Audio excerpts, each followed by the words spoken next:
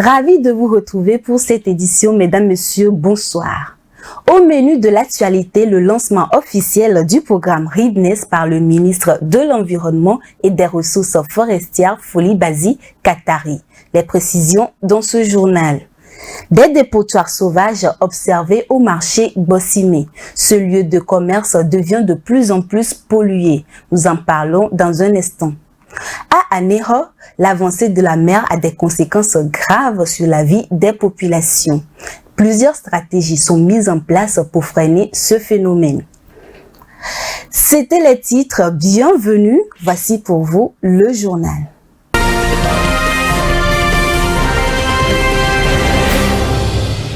Le Togo a lancé il y a quelques jours son programme RIDNES. Ce programme devra permettre au pays d'avoir facilement accès au fonds vert climat. Plus de détails avec Rafietou Berekou. Le ministère de l'Environnement et des Ressources forestières a officiellement procédé le 2 février dernier à Lomé au lancement du programme RIDNES multi-pays. L'initiative lancée avec l'appui de la Banque d'investissement et de développement de la CEDEAO BIDC vise principalement à réduire les émissions de gaz à effet de serre dans le secteur de l'agriculture. Ce programme se déroulera en 3 phases.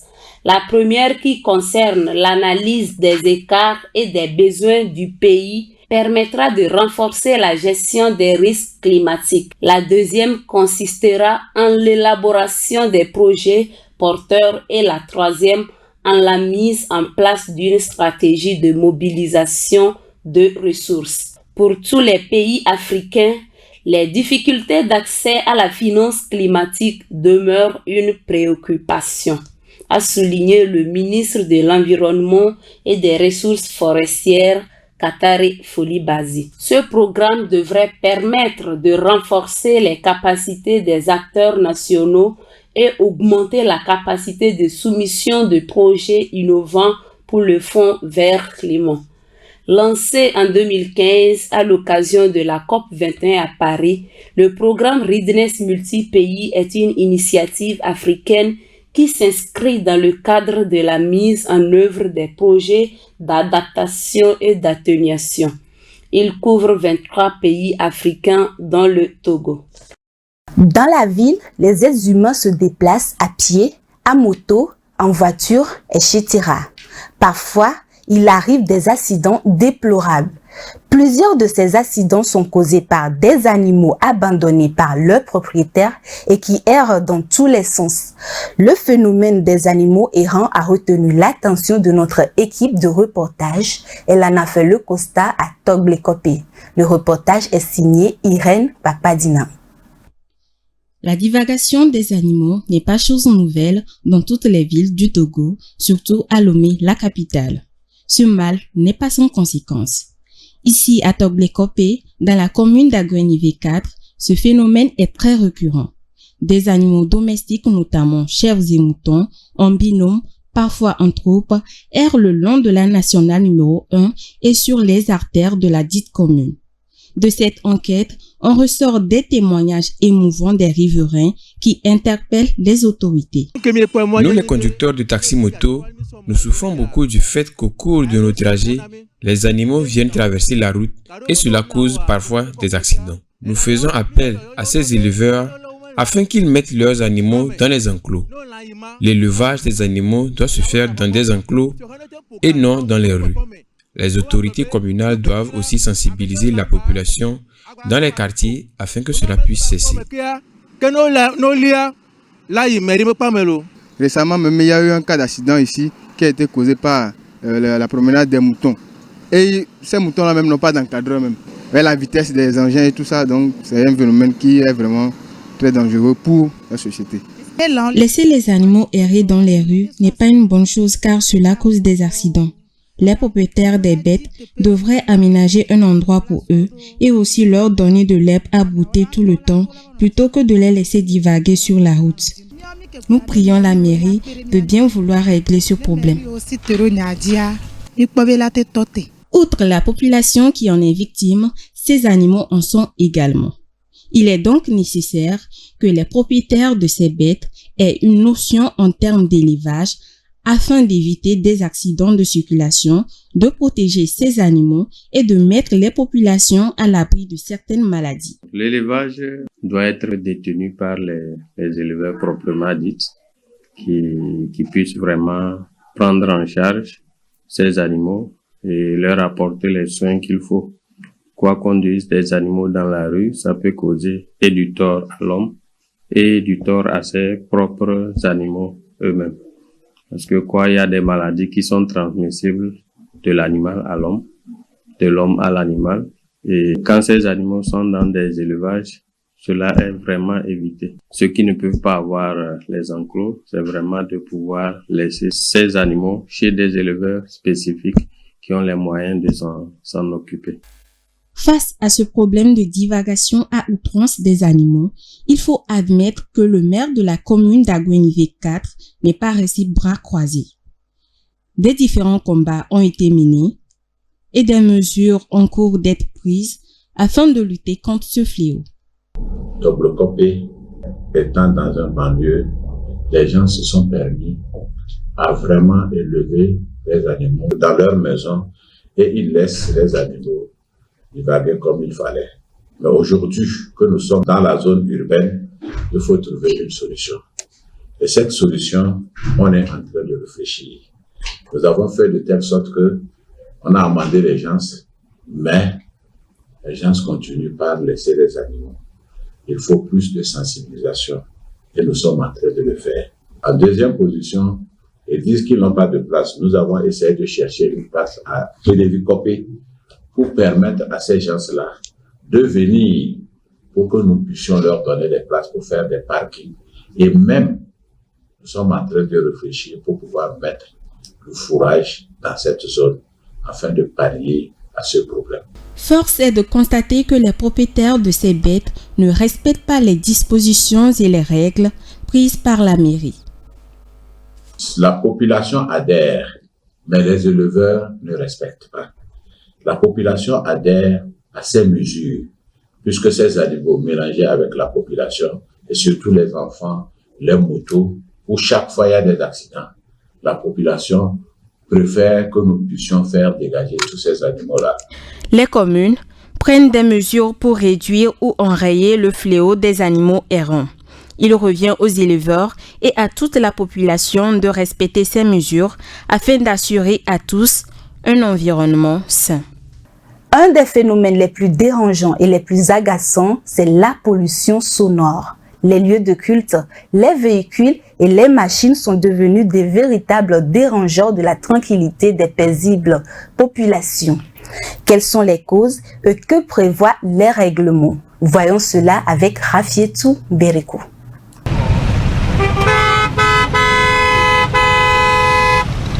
Selon le Code de l'environnement, la pollution sonore évoque des bruits à haut niveau d'intensité, de répétitivité qui ont non seulement des impacts sur l'environnement mais aussi sur la santé des personnes. C'est un phénomène qui ne laisse personne à l'abri. Les pollutions sonores sont liées à de multiples facteurs et se distinguent de leur source de provenance. Quelles sont les sources de bruit? Vous avez d'abord au niveau communal, si je veux parler du Togo ici, au niveau communal, c'est la circulation, et, disons, les bruits des églises, les bruits des mosquées, les bruits des centres culturels. Donc, il y a plusieurs sortes au niveau des communes. Mais au niveau national, vous avez aussi les véhicules, les engins, les aéronefs qui produisent du bruit. Et vous pouvez constater que ces bruits-là sont vraiment dérangeants et le Togo y met de paquet pour que ça ne dérange pas trop les populations. Donc ce n'est pas bien que les citoyens soient soumis à n'importe quel bruit. Vous savez, il y a des bruits qui font immédiatement qui donnent immédiatement des stress. Donc il faut soumettre tout ça là à une réglementation. La pollution de l'air aussi est dangereuse et que pour le bruit, nous devons faire moins de bruit à notre niveau. Au Togo, la Constitution exige un environnement sain pour le bien-être de la population. À cet effet, la limitation des heures de culte, la réglementation des événements publics et des fêtes sont entre autres des mesures adoptées en vue de lutter progressivement contre ce fléau. Outre ces mesures, le Togo préconise de nouvelles techniques et moyens de transport écologique. La société IAM Éclairer votre monde, avec sa marque Elion 100% électrique, a opté pour les engins écologiques pour un certain nombre de raisons d'ordre écologique. Écologiste en ce sens que aujourd'hui il y a une politique de non-pollution de l'environnement déclinée par les ODD. C'est pour éviter la pollution sonore. Nos objectifs sont entre autres l'accompagnement des politiques sectorielles sur l'environnement afin de réduire les gaz à effet de serre et le CO2 dans l'environnement. Vous n'oubliez pas sans doute que le CO2 détruit la couche d'ozone et est source de réchauffement climatique. Et actuellement, dans les pays arctiques, la neige se fond, la mer gonfle, nous risquons d'être envahis par des eaux. Donc, c'est pour ça que nous optons dans notre politique pour ces engins en vue d'atténuer le réchauffement climatique. Ainsi, il faudrait sensibiliser la population à prendre conscience des dangers de la pollution sonore et les communes se doivent d'amener la population à respecter les règlements. L'insalubrité n'a jamais fait du bien à la population. Certaines communes conscientes de cette réalité se battent contre le phénomène de diverses manières. Au marché Gbossimé, les espaces publics se transforment en dépotoirs sauvages, situation que dénonce la population. Cette dernière fait appel à la municipalité pour corriger au plus vite cette réalité. Retrouvons Rafietou Bereko. Un dépotoir sauvage qui ne passe pas inaperçu à l'entrée du marché des Gbossimé. Ici sont versées quotidiennement les ordures ménagères et parfois celles issues du marché. Pour les commerçants installés à proximité, la situation devient de plus en plus invivable à cause des odeurs nauséabondes que dégage le dépotoir. Ils expriment leur ras-le-bol. Ceux qui sont au marché à côté de moi, ils viennent chaque matin déverser leurs poubelles quand ils balaient à leur place. Et même les maisons aussi aux alentours viennent aussi déverser leurs poubelles sur cet tas d'ordures. C'est pas bien comme ça d'inhaler les odeurs, les mauvaises odeurs et autres. C'est pas bien pour la santé. Mais bon, comme on n'a pas de choix, on fait avec. Bon, si c'est que la mairie de Golfe 4 pouvait peut-être nous aider à enlever cet tas d'ordures. Ce dépotoir n'est pas le seul. Il en existe également de part et d'autre du marché. Une situation loin de plaire aux usagers et riverains qui interpellent la mairie Golfe 4. Selon eux, ces espaces transformés en dépotoirs étant du domaine public, la commune doit agir et vite. Vous ne pouvez pas imaginer le fléau auquel sont exposées les populations en voyant ce dépotoir-là ici, les odeurs que nous respirons ici à longueur de journée et des fois quand on brûle les déchets ici, les gaz qui en sortent, que nous respirons. Franchement, il faut que des gens prennent des responsabilités pour nous dégager ce dépotoir-là d'ici. Parce que dans quelques mois, nous allons rentrer dans la saison pluvieuse. Et quand il pleut, je vous assure, vous ne pouvez pas vous approcher d'ici. Parce que l'odeur que dégage ce dépotoir-là est nauséabonde. Et ça nous crée des maladies. Le marché de Bossimé, installé en pleine de la ville, bat son plein chaque jour. Des milliers de personnes viennent s'approvisionner ici. Le dégagement de ces dépotoirs sauvages donnera un nouveau look au marché et attirera plus de monde. Il évitera aussi aux commerçants certaines maladies qui peuvent en découler. Placé sous le thème « Génétique assume au service de la rentabilité des éleveurs de porc du Togo », la conférence des éleveurs de porc a eu lieu le 25 février dernier à Lomé. C'était en présence de plusieurs personnalités. Elle vise à donner des notions clés sur l'élevage porcin en Afrique. Le compte rendu avec Irène Papadina. Désormais, les éleveurs de porc du Togo poussent un ouf de soulagement. Ils ont été outillés samedi 25 février dernier à Lomé sur la génétique Axiome et son potentiel. Axé sur le thème génétique Axiome au service de la rentabilité des éleveurs de porc du Togo, la conférence avait pour objectif de donner des notions clés sur l'élevage porcin et les solutions qu'Axiome peut fournir aux éleveurs de porc du Togo. Selon Sigrid Willems, responsable de la zone Afrique, ce thème a apporté aux éleveurs ce qu'ils recherchent en termes de développement, d'amélioration et de rentabilité de leurs élevages. Madame Carole Charté, présidente de l'association des éleveurs de porc du Togo, n'a ménagé aucun effort pour rassembler tous ces éleveurs. Ces derniers avaient hâte de se retrouver pour parler de leurs problèmes. À la fin de cette rencontre d'échange, les participants se disent très satisfaits des connaissances reçues. Le Togo dispose d'un grand couvert végétal. Ce dernier est composé de plusieurs espèces. Chaque région dispose de nombreuses espèces utiles à l'environnement et à la vie des populations. La région des plateaux, région la plus verte du Togo, brille par sa richesse en matière de verdure. L'équipe de Green TV International était dans les plateaux pour vous faire découvrir la dimension de ce couvert végétal. Suivons.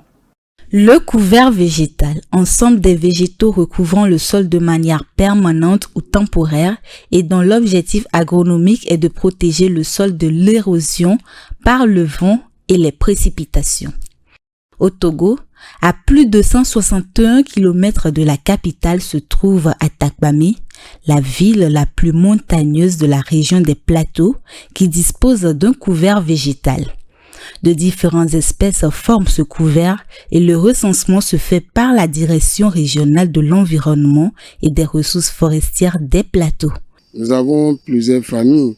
Nous avons au niveau de la région 249 espèces conformément aux résultats de l'inventaire forestier national, 249 espèces regroupées en 59 familles. Au nombre de ces espèces, on peut citer entre autres les Kaya sénégalensis, les Pterocarpus, nous avons les Lufira lanceolata, nous avons les Antada africana, nous avons les Danielia oliveri, nous avons également les Parkinsonia, nous avons une multitude d'essences régulièrement en termes de reboisement ou en termes de production de plants quotidiennement. Nous avons le nombre d'essences que les préfectures ont produit. Nous avons 12 préfectures, 32 communes. Et à chaque fin de semaine, nous compilons les données venant des communes et des préfectures. Nous avons également, d'une manière quinquennale, les inventaires forestiers nationaux qui sont organisés. Pour garder ce statut végétal et l'entretenir, plusieurs actions sont menées pour renforcer la protection de ce couvert végétal. D'abord, c'est le reboisement. Le reboisement, c'est la sensibilisation à travers les émissions ou le renforcement des capacités. Et depuis 2020, le gouvernement également s'est engagé dans la double ambition quinquennale et décennale pour d'étendre le taux de couvert forestier à horizon 2025 à 25% et de reboiser 1 milliard d'arbres à horizon 2030. Donc, à travers cette double ambition, nous encourageons, nous mobilisons les terres, nous mobilisons les acteurs, nous renforçons les capacités de certains acteurs pour pouvoir accompagner la politique du gouvernement et ensemble pour lutter contre le phénomène de changement climatique. Malgré les efforts, quelques difficultés freinent les acteurs en charge de la protection de ce couvert végétal. Il faut dire que nous avons la bonne volonté de travailler. Malgré les efforts du gouvernement, on est encore limité. Le gouvernement fait des efforts, mais au jour d'aujourd'hui, pour ce qui est de la région des plateaux, il faut dire que nous avons 12 préfectures et 32 communes, mais nous n'avons que 106 agents pour couvrir toute la préfecture, ce qui ne rend pas les tâches faciles pour nous. Donc, nous demandons et nous faisons toujours des plaidoyers pour voir dans quelle mesure on pourra avoir cette opportunité de recrutement. Nous avons également le phénomène anthropique qui dégrade les ressources forestières à travers l'abattage anarchique des arbres, la transhumance, les feux de végétation et bien d'autres fléaux vraiment qui viennent miner les efforts des citoyens togolais. La région la plus verte du Togo fait des efforts pour garder son statut. La contribution de tous pour renforcer le couvert végétal dans toutes les régions du pays est de mise. L'érosion de la côte menace la vie des populations d'Anéro depuis quelques années. Ce phénomène qui provoque le débordement de la mer cause d'énormes dégâts aux riverains. Quelles sont les causes et quelles sont les stratégies mises en place pour freiner ce phénomène? Les précisions dans ce reportage de Vivace Amana. L'érosion côtière ou l'avancée de la mer est un phénomène qui affecte les côtes du littoral ouest africain. La côte togolaise également n'est pas épargnée. Depuis quelques décennies, ce phénomène cause plusieurs dégâts comme le témoignent ces riverains de la côte à Anéro, une ville côtière située à 47 km de Lomé, la capitale du Togo. Le débordement de l'océan nous cause beaucoup de soucis. La première et la seconde route ont été englouties de même que les maisons de nos grands-parents et celles de nos parents.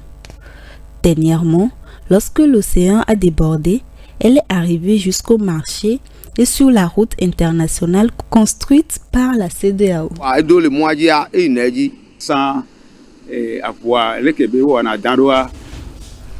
Avec l'avancée de la mer, la route qui passait en bordure de la mer a été engloutie. C'est pour cela qu'une nouvelle voie a été construite. Toutes les maisons proches de la côte et les cocotiers sont envahis et la mer entre même dans les maisons actuellement. Cette situation qui repousse les populations de la côte n'épargne pas non plus les institutions publiques qui, autrefois au cœur de la ville, se trouvent aujourd'hui au bord de la mer. Cette situation est une situation extrêmement dramatique, en cela que la mer, qui est un allié, est devenue par la force des choses notre ennemi, et dans sa furie, donc, elle emporte tous nos lieux de mémoire, à savoir nos espaces de jeux d'enfance, mais plus encore les sépultures parfois de nos morts, et lorsqu'elle est encore plus fâchée, elle rentre dans les maisons, et parfois même jusqu'à la mairie. Et c'est lors de sa dernière entrée dans la mairie que vous aviez en face de vous que les plus hautes autorités ont entendu le cri de détresse des populations de la commune des Laquins. Et ils ont pris sur eux de trouver une solution à ce problème-là dans le cadre du projet Waka. La pêche, qui est l'activité principale de plusieurs habitants de cette ville du littoral, est également affectée. Avant, la mer venait jusqu'où je suis actuellement. Mais avec la pose des roches, la situation s'est améliorée. Des solutions sont mises en œuvre telles que la pose des roches en bordure de mer, mais cela ne semble pas résoudre concrètement le problème. Depuis un certain temps, les autorités ont amélioré la situation en posant des roches, ce qui fait que le sable revient. Maintenant, pour voir la mer, il faut courir un peu et les produits de la mer ne sont plus comme il le faut. Nous ne savons pas si le travail est bien fait ou pas.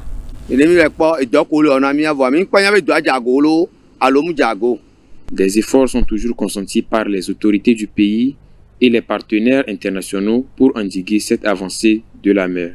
C'est un projet qui est financé par la Banque mondiale, et bien sûr avec les États du Togo et du Bénin. Cela s'appelle exactement le projet WACA.